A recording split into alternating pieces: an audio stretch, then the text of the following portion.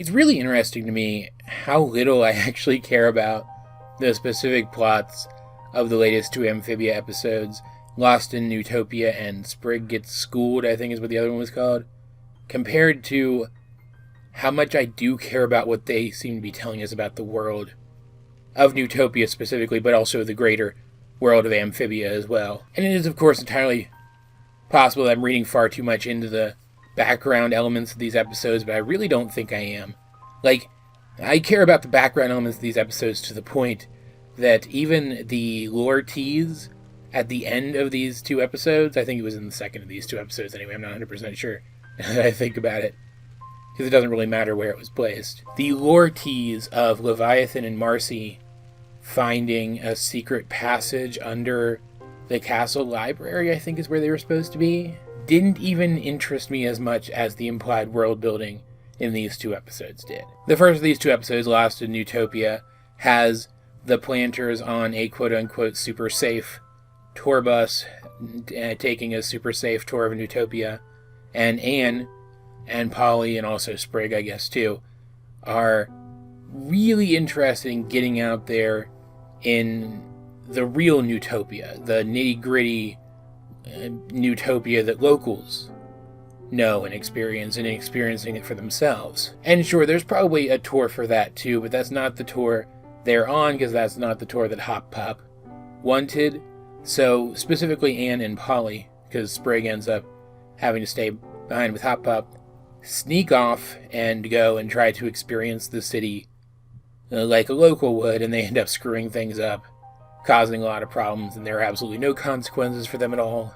It was pretty funny, but at the same time, not really all that interesting in and of itself. You've seen this kind of plot in one form or another somewhere else before. Meanwhile, the second of these two episodes introduced us to Newtopia University, which is apparently a prestigious school to the point that Hop Pop even hoped that one day Sprig would get to go. And Sprig is interesting enough to the faculty, simply for being himself, that they even want to admit him early, right now, and he gives it a try for Hop Pop's benefit, but the place really isn't for him. It's really cool, has a neat college isn't for everyone sort of message, while also kind of implying that college should be open to everyone regardless of their background, which, you know, I don't feel are conflicting messages. Some people might, but I don't feel they are. And I liked them. I liked that they were in this episode. And I liked that Hop Pop in the end was okay with Sprig's decision, and that Sprig was also open to the possibility that down the line he might change his mind. Both of these episodes had really good comedy moments in them. They had pretty good character moments in them. We got to see a little bit of Anne's destructive antics, because at the end of the day, Anne is still just a teenage girl, and while she's a good person at heart, she still has a lot of unsavory impulses, let's say. But it was the background stuff, like I said, that interested me more. Like, first of all, the tour bus and then also the university both have this weird focus on safety. The bus moves through these areas that are populated by Newtopian locals. The university is kind of right up against that part of town, for lack of a better term. And they both have this emphasis on safety. The tour bus is supposed to be super safe. It's supposed to be a super safe, super easy tour. Meanwhile, the university has like prison-level security, which, according to the staff, is meant to keep the students safe from the rabble around them. So not only do you have these different socioeconomic sectors pressed right up against each other, in the case of the, let's say, less fortunate section of the city being right up against the prestigious Ivy League-esque school, but there's also this clear class divide in the terms of the mindsets of the population.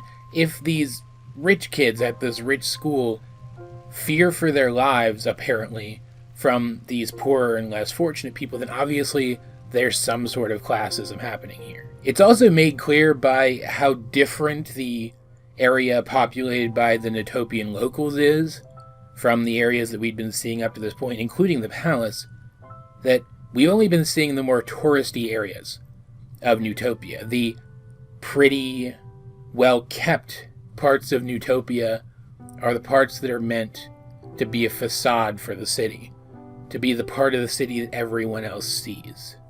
Which, I had mentioned that it seemed like there were more people in Newtopia who were having economic troubles than there probably should have been if the city is as rich and well off as it seems. It definitely feels like there's something like the 1% here. And also my observation that the exterior of the city looks kind of shitty, but the interior of the city seems all pristine and beautiful, isn't entirely accurate. That's only parts of the city.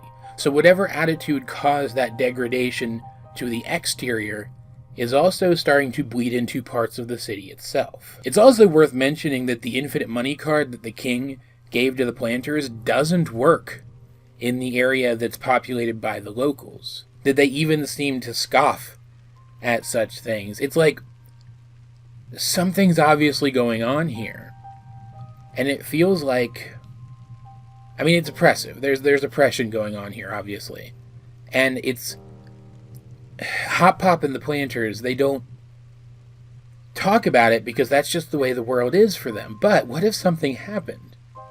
What if a revolution happened that opened their eyes to it? I'm starting to think that Sasha's side is, like, unquestioningly going to turn out to be the good guys here.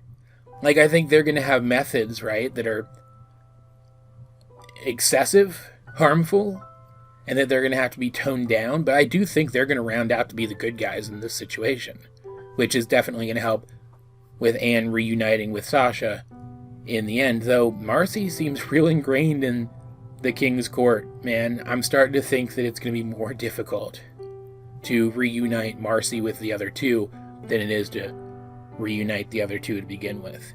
It's really weird, like, the show's just implying stuff at this point, but it's implying it really strongly, to the point that I'm getting this strong sense of how things are going to progress, or how things might progress, if I'm not reading too much into this, which I still might be.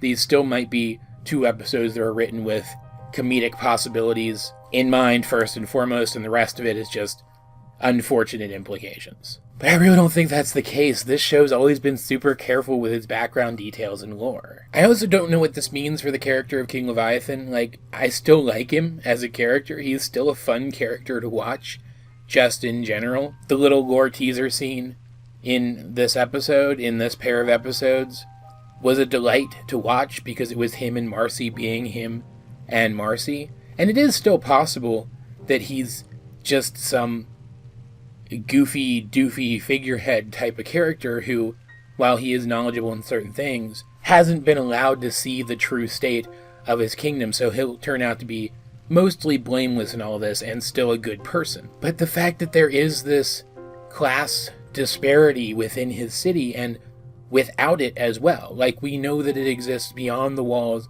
too, and is possibly even worse out there, doesn't paint him in a good light at all. And if he is the figurehead for someone or something else, being a guy who mostly just sits around and focuses on his fun puzzles and doesn't care about anything else, and someone's taking advantage of that, I don't know who they would be.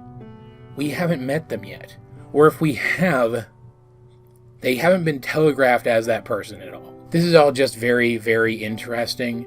I wish the show was faster with its lore. I wish it came more often with its lore, because while I enjoy these very comedy-heavy episodes, where there's a lot of physical comedy happening, where there's a lot of character-specific, dialogue-specific comedy happening, I'm mostly just aching for more lore.